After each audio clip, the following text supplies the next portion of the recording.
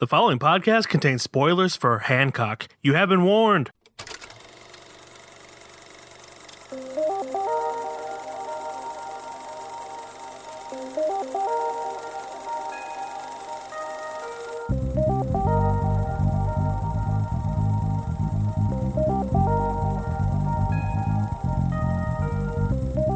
What's up, everybody, and welcome back to another episode of KFR News Radio. This is your host, Glenjamin Button, along with your host, Miguel Megisto. Megisto. Yeah, put a little zing on it, you know, little zinger, you know what I'm saying? Yeah. How am I sounding this week, Glenn? You sound better than last week, I'll tell you better that. than last week, I yeah. don't know That's what for happened sure. there, but Me neither, but it's probably something my stupid ass did, so... hey, Yeah, I blame it on me, because you're too good to blame. Stop. How you doing this week? I'm not doing bad. You'll be very disappointed in me this week, to be honest. You broke the streak, didn't you? Dude, I did. I had 7 movies last week, and this one I just watched Hancock. You win some, you lose some. It was just a really busy week overall, and I was just like, you know what? Just Yeah. relax, buddy. You know what? I get that because, I've continued my streak of just kind of relaxing and doing other things. I smoked a brisket. I was about to say, dude, that thing looked so good. Dude, when this whole thing's over, I got to have you over and we got to I was going to say some unnecessary things over Facebook about something in your meat that you were getting, but I was like, you better watch Caitlin. But that I just meat was really good, and I want to cook it for people other than me and Caitlin because it was... I was proud of myself. Listen, but I'll take any meat that's, served to me. Plate. Yeah. Give me, yeah. it was only supposed to take like 8 hours, but because it was so cold, the heat in my smoker kept dipping, so it took like almost 12 hours. Holy crap. To finish. Yeah. And I started at 10:30 thinking it'd be done at like 6:30 at that point. Yeah. So it was done until like 10:30. But it was worth it. And in that time, I watched 2 movies, not including Hancock. Because Hancock's not a new movie. I only can count the new movies that I watched for the week. The first one I watched is an Indian movie starring our late boy Irfan Khan of Life of Pi fame. After I heard that news, I just kind of wanted to go watch the movies of his that I haven't seen. And this is like a kind of like You've Got Mail romantic film. Yeah. But done way better and way more believable. Believe it or not, it is a Bollywood movie without musical elements in it. Not that there's anything wrong with it, but that's really the main reason I don't care for... Yeah, there's just like 80% of their films are just, Yeah, and like, again, that's just the style. I usually love the stories that they tell, but then all the music just gets too much in my opinion. Yeah. But this is a really beautiful film that isn't terribly cliche. It focuses more on their lives separate than it does their lives together, and they kind of just, lean on each other through their letters that they send to each other. And it's just a great movie. I highly suggest The Lunchbox. Then I watched a movie about Mary Shelley, called Mary Shelley, the author who wrote Frankenstein. Overall, it was incredibly disappointing just because I really like Frankenstein. I've kind of been, for lack of a better word, obsessed with Frankenstein since I was in kindergarten. It's a great story to tell. It's a great story to tell. It's one of the rare stories that the monster is actually the protagonist and, just misunderstood more than anything, even though he does do some devious things, but mainly because he was rejected by society and all shit like that. And then this kind of shows how her life paralleled that. Obviously, she's not a monster. She's just a woman who grew up with progressive ideas for the time.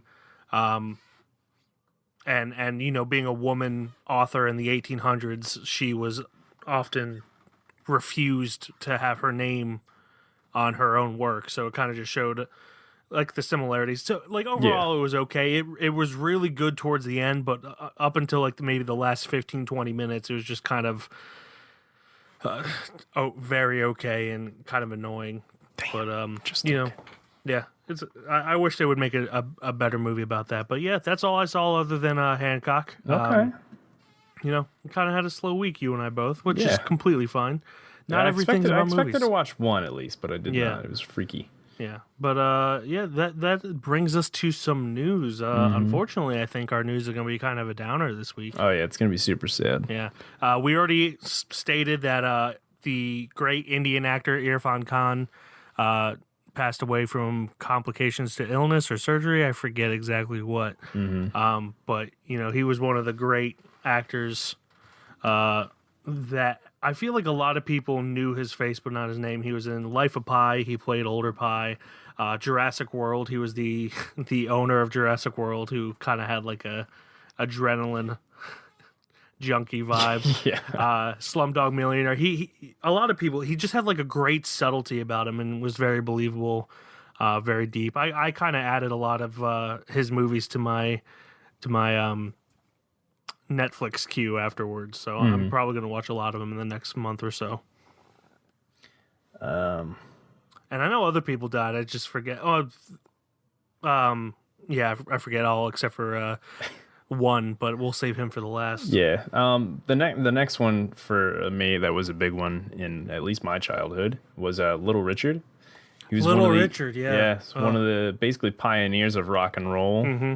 But the reason I'm mainly mentioning him because his song Tutti Frutti was on the Brave Little Toaster, and that was like a staple in my life. Always running around like Tutti Frutti, rude. Oh yeah, that's Just a great song. Always running around like that's And a huge. he influenced so many people too, Oh, yeah. from like John Brown to the Beatles. He influenced the Beatles. There's other modern bands that he influenced that I can't recall, but I actually was recently thinking about him because, like, you know how on Facebook you have memories that come up? Yeah. One of the memories that came up within the past 2 or 3 weeks was me stating, sometimes I remember that Little Richard is alive and that brings me happiness. Yeah. And that was from like 5-6 years ago, so it's not like I you were like, it. well, oops.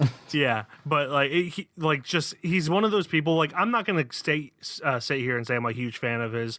I really enjoy his music. It's not something I actively seek out all the time, but when it's on, I keep it on. I never change it. If Tutti Frutti or Long Tall Sally's ever on, I'm just jamming to those two songs. Yeah, and just his existence brought me joy. Yeah. So he's also gonna be missed. Yeah. And then the at least the last one for me, I'm pretty sure is both the one we're both thinking of, which is kind of like the opposite of what you just did. Like that was 5 years ago for you talking about Little Richard. My cousin was actually just talking about him Sunday, and he whipped out the quote, "What the hell does that even mean?" or "What the hell does that mean?" And then the next day, this article popped up. Oh my God, are you kidding me? Sadly, Jerry Stiller. Yeah, Ben Stiller's dad, but known for more than just being Ben Stiller's dad. He's a great comedian and actor. Who was it, your friend or your cousin? He's my cousin. Your cousin killed Jerry Stiller. Yeah, it was such terrible timing. Like it was like Saturday night going into Sunday, and he just whipped out. He's like, you know Ben Stiller's dad. Like we were drinking a little bit. He's like, you know Ben Stiller's dad. You know what the hell does that mean? Yeah, I was like, yeah, dude, I do. and then this popped up the next day. I'm like, dude, we were just talking about him. You both killed him. You killed him. Oh my God. No, he was great talent. He was always like Ben Stiller tried to use him as much as possible in his movies, if it made sense, of course. And he was honestly like the best part of any of his movies. Oh yeah. Like his character as the agent in Zoolander. Yeah, it's the first one that came to where mind. he puts on a Bluetooth and he says, "I'm afraid of radiation." Just dumb shit like that. He was really fun to watch, and it was great in Seinfeld, great in Zoolander. I think he's in Heavyweights. He's one of the camp owners. Yeah, I think he comes in at like the very end. He's in the beginning. And the beginning? Yeah. He comes in both. But yeah, he was just really funny. He had great comedic timing. Yeah, he was my more or less introduction to him was on The King of Queens. Yeah. And he was hilarious in that too. Oh, yeah, King of Queens, he was great. I don't remember exactly my introduction to him. Probably the earliest I remember him is Zoolander, but like I probably caught him on episodes of Seinfeld and on King of Queens before. But yeah, sorry for the downer news there. Yeah, I mean, everything else is more or less just, hey, everything's either being pushed back or this season's going to actually still released on its day, and we're done talking about that specific one. We're done talking about it. So, rest those souls of those talented men. Rest in power, people. Rest in power, and let's get into Hancock. What a transition. So, you want to do the plot and I'll do the people? Absolutely. Hancock is a superhero whose ill-considered behavior regularly causes damage in the millions. He changes when the person he saves helps him improve his public image. That last two words right there hurt to say. Saves, helps. I think you and I both might have like reading issues. Yeah, I mean, I'm not denying I'm dumb as hell. But when you put a sentence, he changes when a person he saves helps. Fuck off. I do public relations. People don't like you, Hancock. But I look like I care what people think. Right now, there's a DA trying to figure out how to come up here and put you in jail. I say you go. He's not gonna go. People take you for granted, you know? We gotta make people miss you. You don't move, your head is going up his.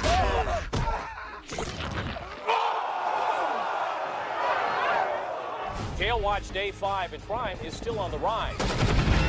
You got a phone call. It's the chief of police. He says he needs your help.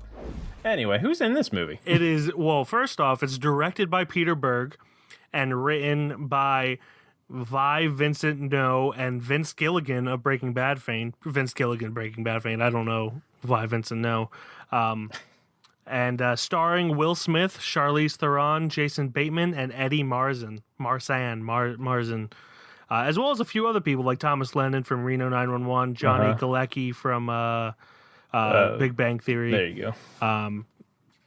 Yeah, just a few. It's that guy's. Yeah, there's a lot of that part. Yeah. I've definitely seen that person before. So the first thing I want to say is when I first saw this, I saw this in theaters in 2008. I was pretty hyped for it. It looked like a fun summer movie, and then it just kind of fell flat, in my opinion.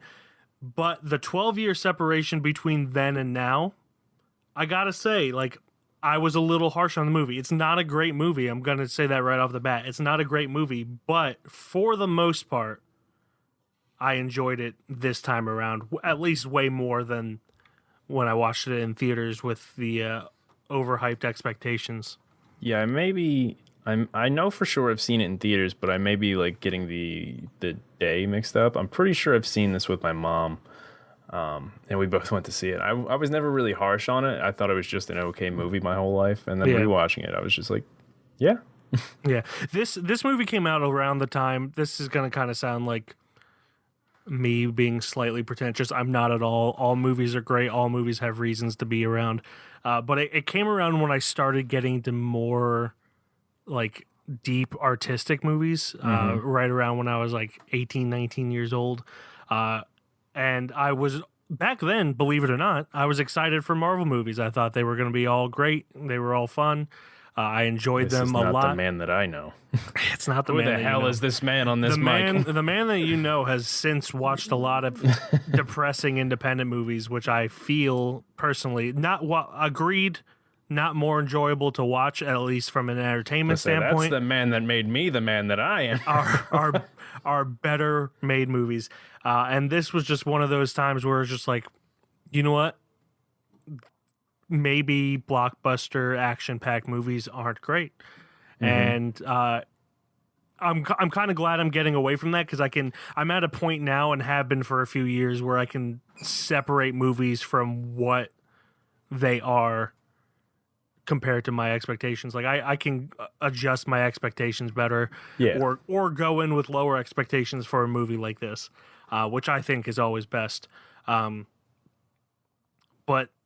the one thing that really bothered me in this movie, other than some of the bad CGI, there's a lot of bad CGI in it. Especially at the end. Yeah, especially at the end. And even for back then, was not up to standards for back then.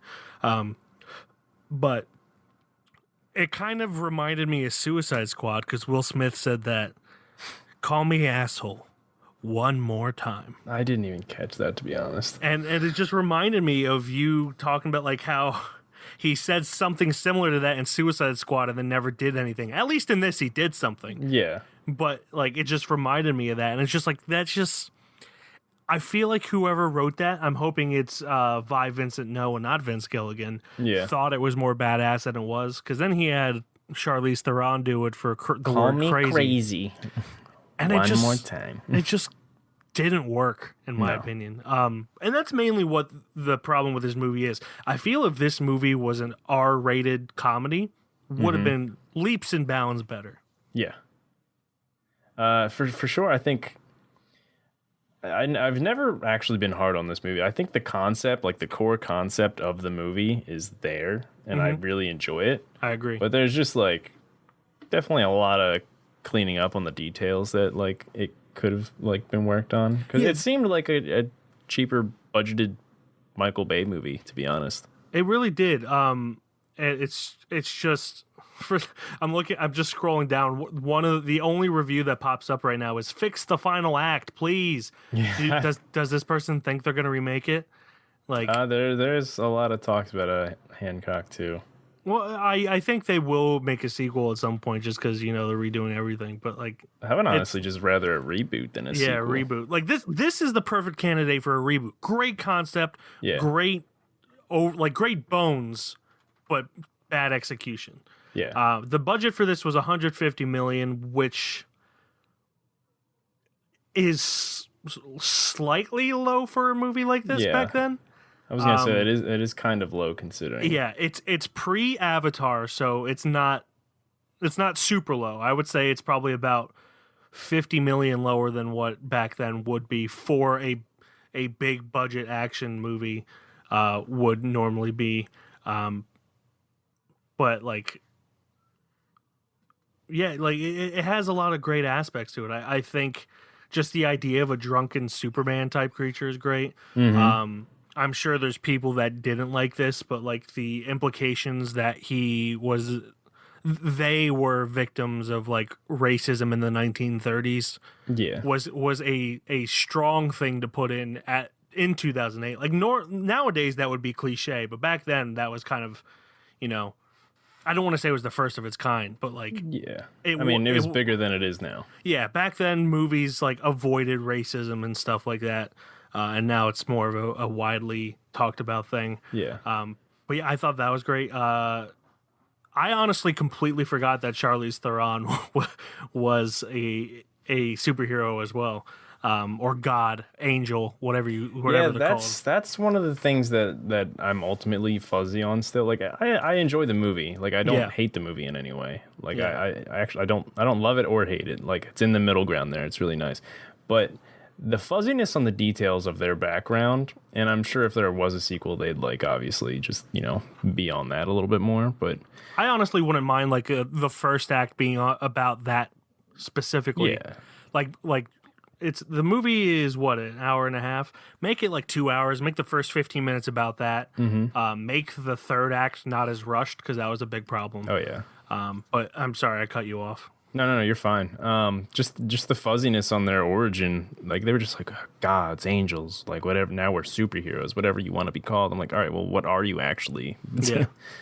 But they talk about how the rest of their kind were basically killed off, and they're the only two left, and that they go in pairs, and then it's like, okay, but what are you, like, legit? Are you just super being people? Or and it never tackled the consequences of her staying immortal with Jason Bateman, which I feel could have been at least a nice little 5-10 minute segment. And answered a few more questions as far as that, but that was never really touched on.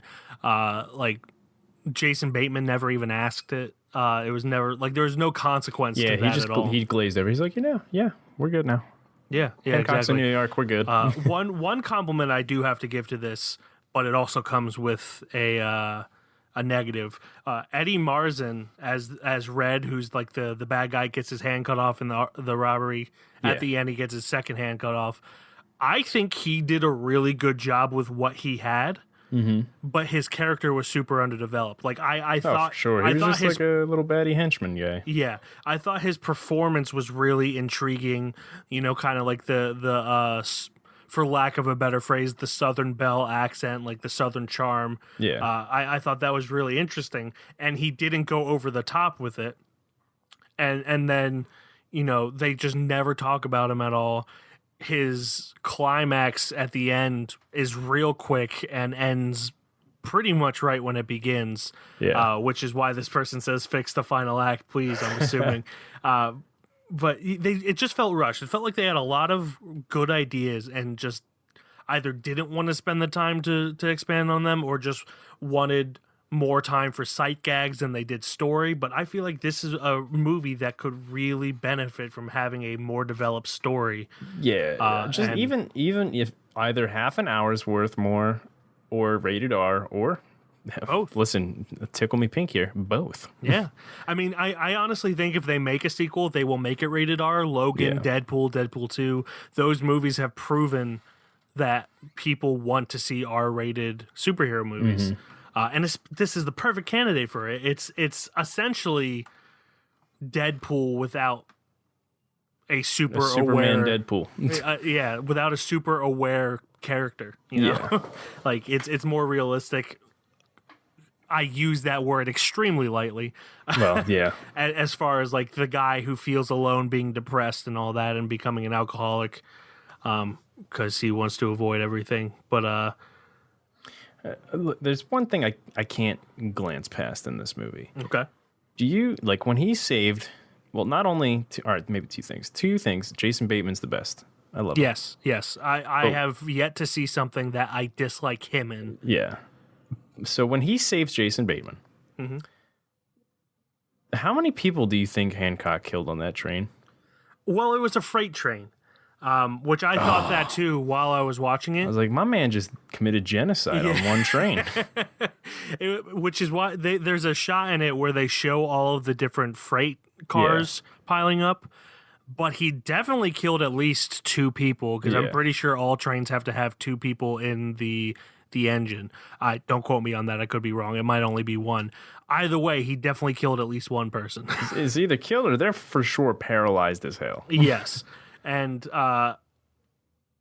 honestly, that was just a dumb thing, because he had plenty of time to fly away. Like, they all talked about like how he flipped the car, but the problem wasn't him flipping the car. The problem was that he stood there and let the train run into him when he could have just flown away. Yeah. Like, if he had just flown away, I don't think people would have complained.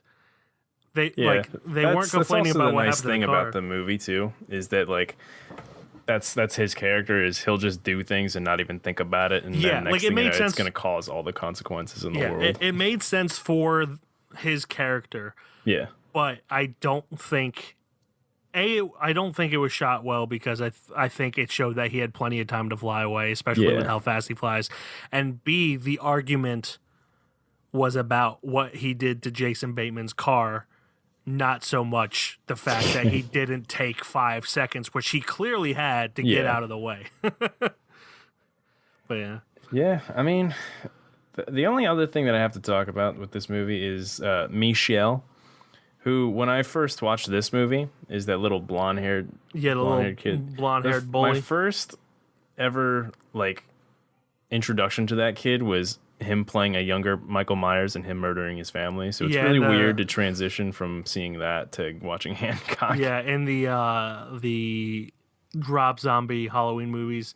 But he actually looks like he's got a nice little career going for him. So good for him. Does he? He was in The Accountant, that Ben Affleck movie. Yeah. I don't remember him in that, but it says he was in that. I mean, I could picture which part he was in. Yeah. But I mean, I like seeing when kid actors, even if they're not as famous as they were, still continuing. Yeah, with it. Even the kid who played Aaron, who looked weird as a kid, doesn't look as weird now. There's the kid that I was trying to find in the very beginning when he's like, Hancock. I was like, that kid looks familiar, but I cannot find him at all. He was in a sitcom called fuck, what was it called? It came out around the time that Modern Family started. Yeah. It was like a show in that big boom of the Modern Family boom. It had the janitor in Scrubs Oh yeah, I know what you're talking about. I can't think of it though. as the dad.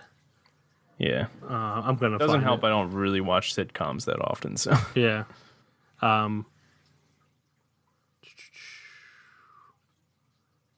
Did I make that up? Was it not the janitor? Oh, The Middle. He was in a show called The Middle. This guy almost has my name. The guy, the dad's name in this is Mike Heck. That is yeah, that's a 2 letters short from my parallel name. universe here. Yeah, but that kid actor's name is Atticus Schaefer. He was in Hancock, of course. The Middle. He did a voice in Frankenweenie. But yeah, he's got a good career going for him. But yeah, it's I mean, other than that, the only other thing I have to talk about is like the Vince Gilligan didn't. I mean, this didn't feel like anything Vince Gilligan has ever. What I think happened, because I'm looking at Vi Vincent No, who is the first one, and he really doesn't have anything. He's got a few shorts, a few TV series credits, or one TV series credit, 2 shorts, and a TV movie to his name. Hancock was the last thing he did as a writer, at least. So what I think did is that Vi Vincent No wrote the script, and then they had Vince Gilligan clean it up. I could see that. But he probably did so much cleaning up that they just gave him a credit. Yeah. Because, yeah, like, it doesn't really feel like a Vince Gilligan thing. It probably had more emotion than the original script did. Yeah. But, yeah, it's, everyone's got to start somewhere. Although I don't even think he started there. I think that was just like a thing he did. Yeah, I mean, other than that, that's all I got to talk about. Yeah, same here.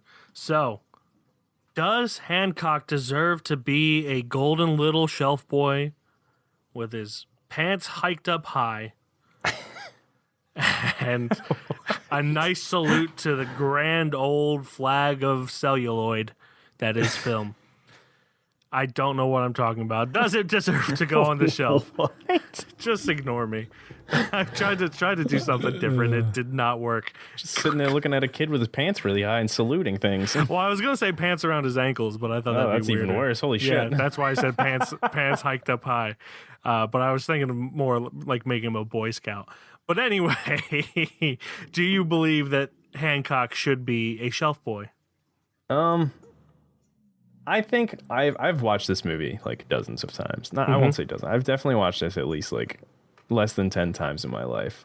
But I wouldn't consider it like one that I'd be like, hey, you want to go see Hancock?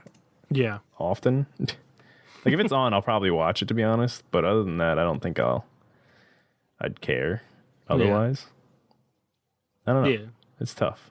Yeah, I'd agree. It's not a bad movie. I definitely enjoyed it more this time than when I first watched it. The 12 years in between watching it definitely made me have easier eyes on it. It's an enjoyable movie, but it's not one that's really noteworthy. Yeah. There are definitely other action movies and even superhero movies. Say that I even would Will suggest. Smith movies, period. Will Smith, yeah. There are better movies that I would suggest before this. So no, Hancock is not a there it shelf is. boy. So with that being said, and Hancock not being a little boy with his shorts hiked up high and saluting the flag of celluloid, that brings us to plugs. My plug for this week, because it's a Netflix roulette episode, so it's not really, who cares about order here? My plug for this week is, Glenn, do you know of the actor Rowan Atkinson? I do. Do you know what his most famous character is? I don't. You don't? Mm-mm. You don't know Mr. Bean? No. You don't know Mr. Bean? Everybody knows Mr. Bean, Mike. Okay, Come on.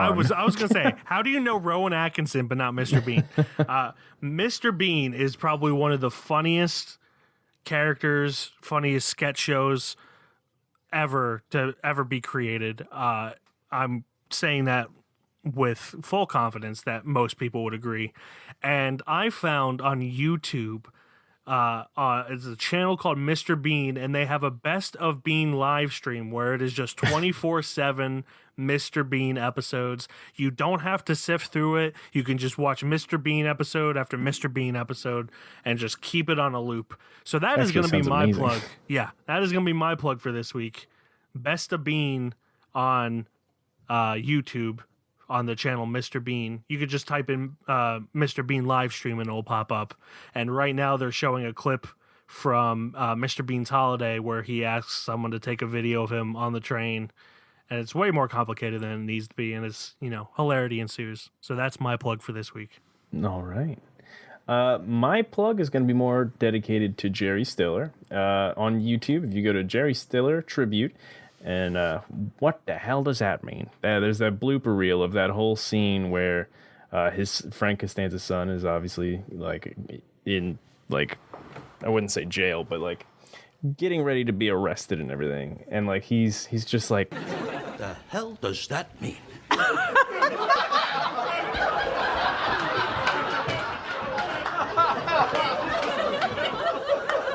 What the hell does that?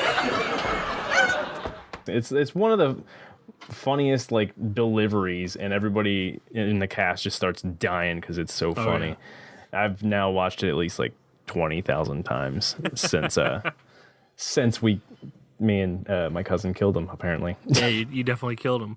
So, Mr. Bean live stream and the what the hell does that mean blooper reel, I guess is what you would call it. Yep.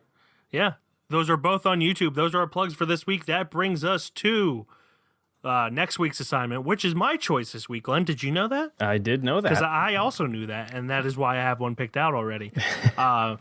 My friend and coworker, Rachel, has suggested that I watch this movie.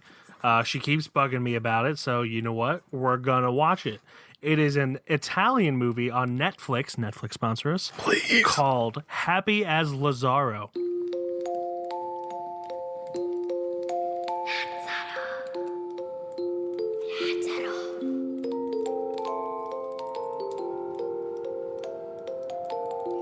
Perché è scomparso un ragazzo, una persona importante, un marchese.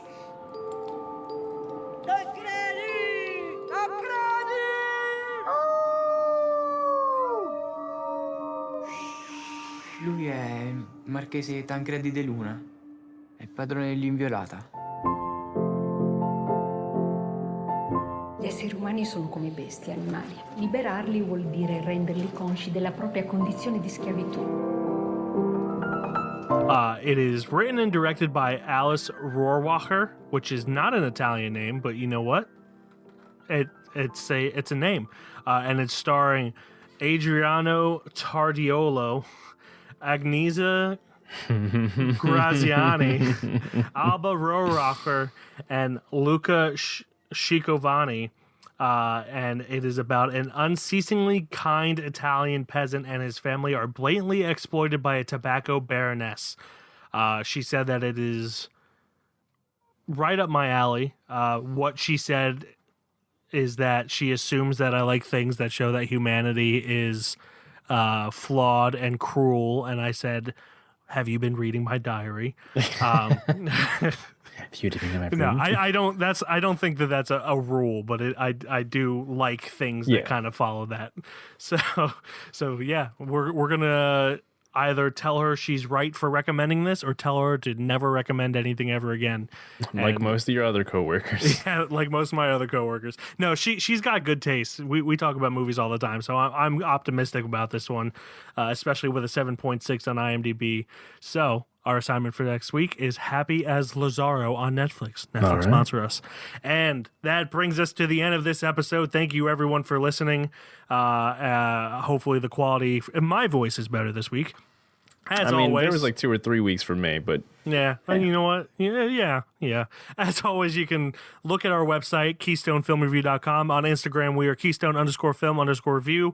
Twitter, Keystone_Film. Facebook, Keystone Film Review. And on Letterboxd, I am Mike KFR. And I am Glenn KFR. And that will do it until next week when we talk about Happy as Lazzaro. Guten Abend, everybody. Or morning. Goodbye. I went to go say it in Italian, realized I don't speak Italian, so I stopped and went German. Auf Wiedersehen. Ciao. There we go. Ciao. I'm just going to let you end it on that. Ciao.